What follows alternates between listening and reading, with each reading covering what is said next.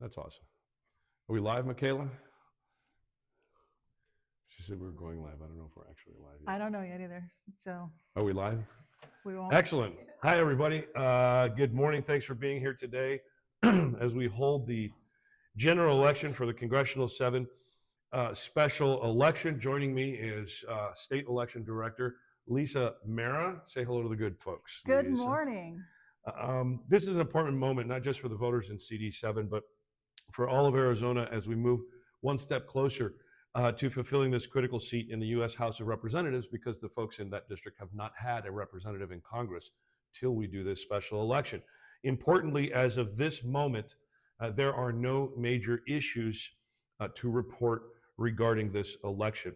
But we are proud to share some very good news at the outset. Early voting turnout is strong, continuing the momentum we saw during the primary special election this summer, where 92% of all of the ballots were cast early. This is consistent with the growing practice that reflects something deeper, and that is a renewed confidence in our elections and the systems that support them. In fact, according to the latest Arizona Public Opinion Pulse poll, 70% of Arizonans now say they are confident in the fairness of upcoming elections. That is a 12-point increase from 2021. That's real progress, and what it shows is trust in our democratic processes, but most importantly, trust in the folks across Arizona who run our elections, our county recorders, county elections officials, boards of supervisors, and the folks who work in those departments. So whether voters are casting their ballots by mail, voting early in person, or preparing for Election Day today, Arizonans are showing up and their voices are being heard.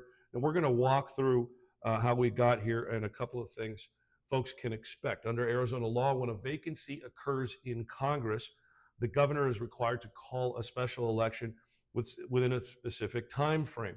This ensures representation in Washington, D.C. for folks in that district. The governor met the statutory guideline and issued a writ of election with this special election process in motion. And we've got that election today. Congressional District 7 spans 6 counties across Arizona and has 440,522 active voters. The largest number, over 266,000, are in Pima County. Now, who is on the ballot today? There are 4 traditional candidates and 9 official write-in candidates. Representing the Democratic Party is Adelita Grijalva, the Republican Party, Daniel Francis Gutierrez Jr., the Green Party, Eduardo Quintana, and the No Labels Party, Richard Grayson. Again, there are also 9 write-in candidates. Early ballot and voting tracking has been one of the most important things that we have developed here in Arizona. The expanded text-to-cure tool allows voters to cure issues with their signature over the phone, which is a great access point for Arizona voters, and that is an example of how we're using technology to make these processes more accessible. Now, if you have received contact from your local election office, you have until September 28th at 5 p.m. To get back to them to cure that signature if there's an issue, so that your ballot will be counted. And don't forget, you can track your ballot going to the Track My Ballot systems. Voters can sign up to receive text and or emails regarding the status of their ballot. Now, I first implemented this in Maricopa County many years ago. Pima County followed up when I was the chief deputy there. And now every voter in Arizona who votes by mail can get those text alerts when their ballot's being prepared, when it gets mailed to them, when it returns to the election office, and so on, so that we can have that accountability between the voter and the election systems. Now, as far as transparency, turnout, and support, so far we have 82,414 early ballots returned as of Friday last week, and that's out of the 303,000+ early ballots that were mailed out.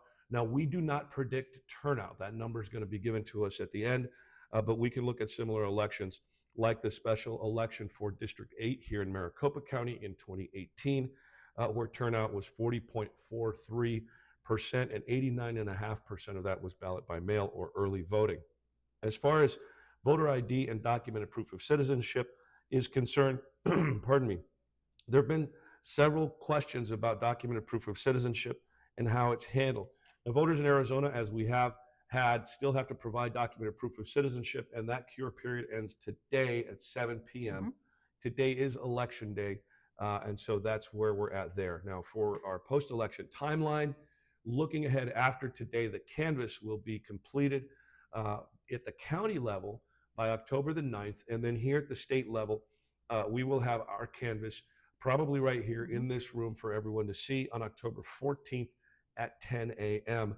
The deadlines after that to file an election contest is October the 20th. Our phones here at the Secretary of State's office have been open since 5:30 this morning. 5:30. I know you and your team have been here since They way have. earlier than that. And we will close those phone lines at 8 p.m. Today. We'll be assisting voters. That number for all Arizonans is 1-877-THE-VOTE, 1-877-THEVOTE. Now, results for this election, unofficial early results will start at 8 p.m. on our website, azsos.gov. Pay attention to that. And a quick question about funding for this election. Typically, funding is taken care of by the counties, but this is a special congressional election. So it is a federal election. The state put the money for this election into its budget, the recent budget that was just passed. Now, finally, Arizona has long led the nation in mail-in voting, and it remains the most popular and trusted way to cast a ballot in this state.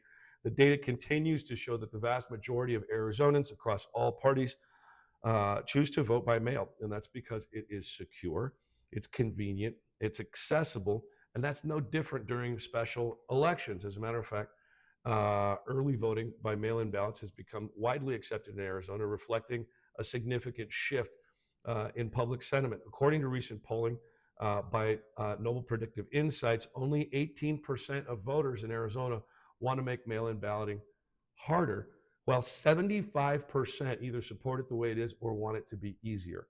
And so even among Republicans, once the most skeptical group of our voters, 68% now either favor maintaining the rules we have now or making it easier to have mail-in voting access. This broad support underscores the growing popularity among Arizona voters. So whether you're a Democrat, a Republican, independent, no labels, green, it doesn't matter. Any of our newly recognized political parties, this election belongs to you. Get to the polls if you haven't voted yet. If you are a CD7 voter, sign up to track your ballot if you are an early voter by mail. And don't hesitate to reach out to our office if you have any questions. The number again is 1-877-THE-VOTE, 1-877-THEVOTE. Thank you so much for the trust you've put not only in our office, but the offices, all 6 counties that are involved here. Let's continue building a democracy that works for all of us. Any quick closing last words, Madam Director? I just want to thank the election officials, the recorders, and especially our poll workers, again, who show up time after time to be able to assist us. Fantastic. Thank you, everyone. I didn't see you had a mic on. I do have a mic on. Okay. All right. We're all set. Thank you, everybody. Have a wonderful rest of your election day. Again, official results will post this evening about 8 p.m. I think that's that. I think that's that. Okay.